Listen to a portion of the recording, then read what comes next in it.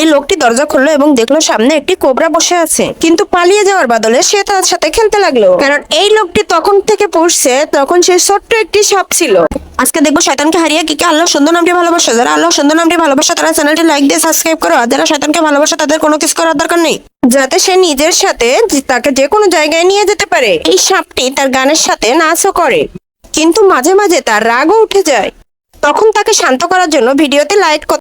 এই লোকটি যখন কাজের জন্য একটা গাড়ি নিয়ে বের হয় তখন তার পিছনে তার প্রিয় কুকুরটিও একটা গাড়ি নিয়ে পিছন পিছন যেতে শুরু করে। বাকি সবগুলো কুকুর তাদের গাড়ি নিয়ে মালিকের পিছনে পিছনে যেতে শুরু করে, কিন্তু ছোট কুকুরটি এতটাই ছোট ছিল যে সে গাড়িতে টানতে পারছিল না। ঠিক তখনই তার মা গাড়িতে বসিয়ে তাকে নিয়ে ক্ষেতের ভিতর যেতে শুরু করে।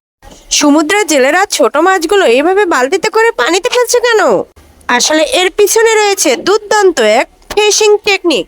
ছোট মাছগুলোকে পানিতে দিয়ে টুনা মাছকে এমন ধারণা দেওয়া হয় মনে হবে এখানে বিশাল এক মাছের ঝাঁক রয়েছে। টুনা মাছগুলো খাবারের আশায় কাছে আসতে জেলেরা নির্দিষ্ট কৌশলে এভাবে একসঙ্গে বিপুল পরিমাণ টুনা মাছ ধরা হয়। টিকে ভালোবাসলে একটা করে লাইক দিন।